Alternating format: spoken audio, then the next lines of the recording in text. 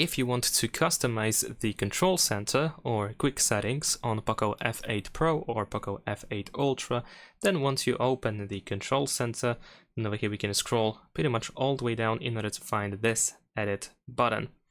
And we're gonna tap on this button. We can choose which things should be removed from here, for example, and you can also tap on tools that you want to add to the list. So let's say we can tap on active apps and so on and so forth.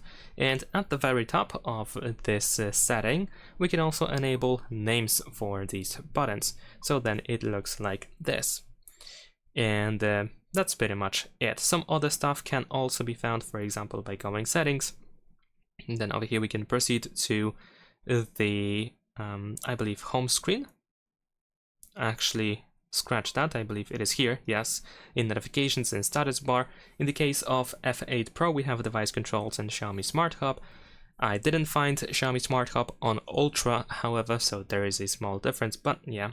So, for example, if you disable device controls, you don't have this Google Home button over here. And that's pretty much it. Thanks for watching, leave a like and subscribe.